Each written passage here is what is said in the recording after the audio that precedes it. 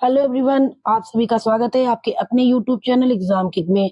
उम्मीद है आप सभी अपनी पढ़ाई को कंटिन्यू रखे होंगे। अब तक हमने प्रैक्टिस सेट के साथ में वन लाइनर को भी स्टार्ट कर दिया है और आज हम करेंगे वन लाइनर के अंतर्गत हिस्ट्री से संबंधित कुछ और मोस्ट इम्पोर्टेंट क्वेश्चंस को, और कल हम ज्योग्राफी से संबंधित वन लाइनर को लेकर आएंगे। आइए हम देखते हैं point number 1। Sirajuddaula Lord Clive द्वारा परास्त हुआ था। किस युद्ध में परास्त हुआ था? परास्त हुआ था प्लासी के युद्ध में। किस युद्ध में? प्लासी के युद्ध में। और प्लासी का युद्ध कब हुआ था? प्लासी का युद्ध हुआ था 23 जून 1757 में। कब हुआ था? 23 जून 1757। और ये हुआ कहाँ था? ये हुगली नदी के तट पर बंगाल में प्लासी नामक स्थान पर हुआ था। अब हम देखेंगे पॉइंट नंबर 2। प्रथम आंग्ल मैसूर युद्ध 1767 से 69 में हुआ था। इसमें कौन विजयी हुआ था? प्रथम जो मैसूर युद्ध था ये अंग्रेजों और हैदर अली के बीच में 1767 से 69 तक हुआ। और कारण इसका क्या था? कारण था मद्रास में अंग्रेजों की आक्रामक नीतियां। यह युद्ध कितने वर्षों तक चला था? यह युद्ध चला था 2 वर्षों तक। कितने वर्षों तक? 2 वर्षों तक चला था। अंततः इसमें 1769 को मद्रास की संधि कर ली गई। किसकी संधि हुई थी? मद्रास की संधि हुई थी। Point number 3। Lord William Bentinck 1828 ईस्वी में भारत का गवर्नर बनने से पूर्व कहाँ का गवर्नर था? यह मद्रास का गवर्नर था। कहाँ का गवर्नर था? मद्रास का गवर्नर था। इसके समय में सती प्रथा का अंत कर दिया गया था। कब किया गया था? 4 दिसंबर 1829 को। 4 दिसंबर 1829 को सती प्रथा का अंत कर दिया गया। इसका श्रेय किसको दिया जाता है? इसका श्रेय राजा राम मोहन राय को दिया जाता है। Point number 4। अंग्रेजी शासनकाल में 1813 तक प्रशासन एवं न्याय प्रणाली में जितने भी महत्वपूर्ण परिवर्तन हुए या किए गए उनका मुख्य उद्देश्य क्या था? उनका मुख्य उद्देश्य था राजस्व संग्रह बढ़ाना। ईस्ट इंडिया कंपनी का एकाधिकार को समाप्त कर दिया गया था तथा जो सत्ता थी वो क्राउन के अधिकार क्षेत्र में आ गई। और भारत में चाय और अफीम तथा चीन के साथ व्यापार को छोड़कर सभी एकाधिकार समाप्त कर दिए गए। कौन कौन से? भारत में चाय और अफीम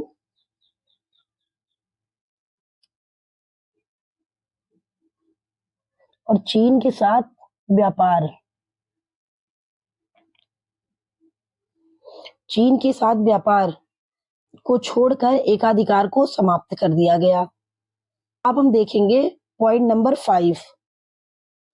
प्रथम बार कंपनी सरकार द्वारा किस चार्टर एक्ट में भारतीय शिक्षा पर 1 लाख रुपए खर्च करने का प्रावधान किया गया? चार्टर एक्ट 1813 में। कब? चार्टर एक्ट 1813 में। इसमें अंग्रेजी शिक्षा को बढ़ावा देने के लिए भारतीय शिक्षा पर 1 लाख रुपए खर्च करने का प्रावधान किया गया। Point number 6। भारत संघ इंडियन एसोसिएशन के संस्थापक कौन थे? इसकी स्थापना कब की गई थी? इसकी स्थापना की गई थी 26 सितंबर 1876। भारत संघ इंडियन एसोसिएशन की स्थापना 26 सितंबर 1876। कब? सितंबर 26 सितंबर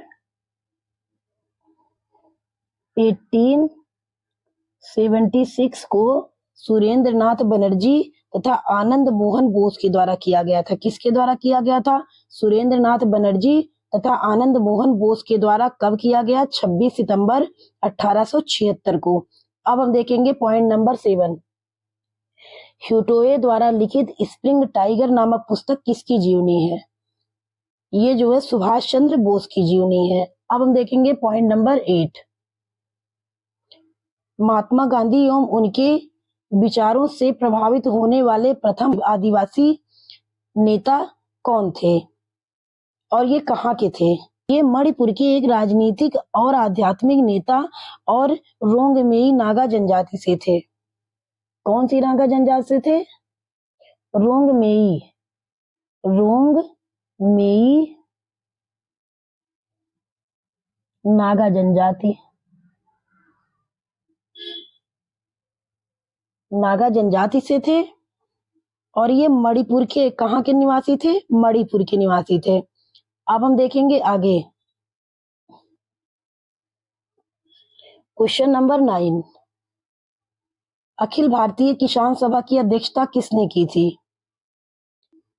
अखिल भारतीय किसान सभा की अध्यक्षता सहजानंद सरस्वती ने की थी। किसने की थी? सहजानंद सरस्वती ने 11 अप्रैल 1936। कब?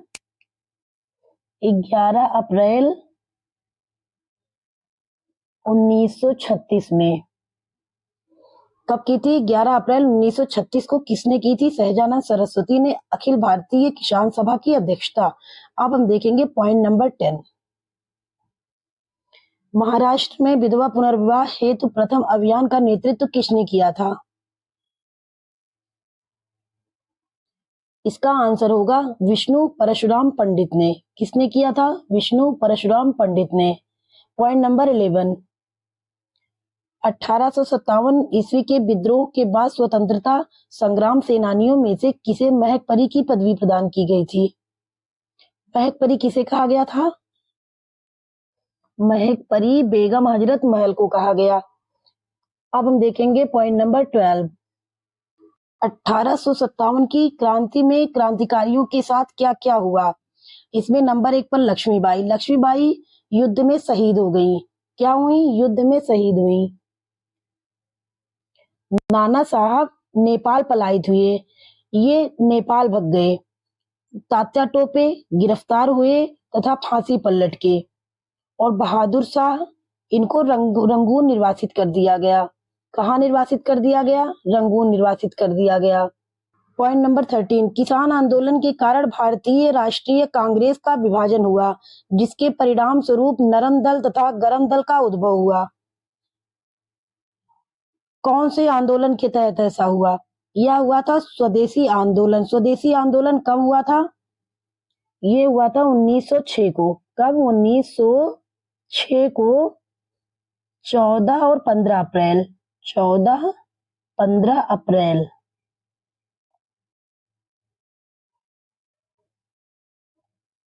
14 और 15 अप्रैल को। इसे एक और नाम से जाना जाता है। इसे जाना जाता है वंदे मातरम आंदोलन के नाम से। कौन से आंदोलन के नाम से? वंदे मातरम आंदोलन के नाम से। वंदे मातरम आंदोलन। मतभेद बढ़ने के कारण 1907 के कांग्रेस के सूरत अधिवेशन में कांग्रेस में नरम दल तथा गरम दल में विभाजित हो गई। सूरत अधिवेशन कब हुआ था? सूरत अधिवेशन कब हुआ था? 1907 को। इसमें कांग्रेस जो थे नरम दल तथा गरम दल में विभाजित हो गए। अब हम देखेंगे पॉइंट नंबर 14। 1946 में गठित अंतरिम बैठक की अध्यक्षता किसने की थी? 1946 में गठित अंतरिम बैठक की अध्यक्षता जवाहरलाल नेहरू ने की थी। अब हम देखेंगे पॉइंट नंबर 15। किस रेगुलेटिंग एक्ट के द्वारा कलकत्ता में उच्चतम न्यायालय सुप्रीम कोर्ट स्थापित किया गया? एससी की स्थापना हुई थी 1773 रेगुलेटिंग एक्ट के द्वारा। कौन से एक्ट के द्वारा? 1773 रेगुलेटिंग एक्ट के द्वारा कलकत्ता में उच्च न्यायालय या सुप्रीम कोर्ट या एससी की स्थापना की गई। अब हम देखेंगे पॉइंट नंबर 16। भारतीय दंड संहिता किस वर्ष लागू हुआ? ये लागू हुआ था 1862 को। कब? 1862 को भारतीय दंड संहिता वर्ष लागू हुई। अब हम देखेंगे पॉइंट नंबर 17। विधि सेवा दिवस कब मनाया जाता है? विधि सेवा दिवस 9 नवंबर को मनाया जाता है। Point number 18। फ्रंटियर गांधी किसे कहा जाता है? अब्दुल गफ्फार खान को फ्रंटियर गांधी कहा जाता है। किसे कहा जाता है? अब्दुल गफ्फार खान को। अब्दुल गफ्फार खान को। Point number 19। 15 अगस्त 1947 के बाद भारत का कौन सा भाग पुर्तगाल के अधीन बना रहा? इसका आंसर होगा गोवा। गोवा जो था वो अगले 14 वर्ष तक के लिए पुर्तगालियों के अधीन रहा। कब तक के लिए? स्वतंत्रता के बाद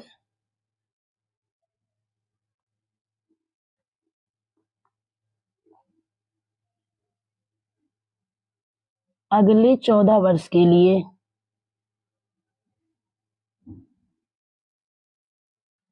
पंद्रह अगस्त 1947 के बाद भारत का जो गोवा राज्य था वो 14 वर्षों के लिए पुर्तगालों के अधीन रहा। अब हम देखेंगे पॉइंट नंबर 20। भारत में प्रकाशित प्रथम समाचार पत्र कौन था? यह था बंगाल गजट। भारत में प्रकाशित प्रथम समाचार पत्र द बंगाल गजट था और यह कलकत्ता से प्रकाशित होता था। अब पॉइंट नंबर 21, सही सुमेलन। इसको हमने सही सुमेलित कर रखा है।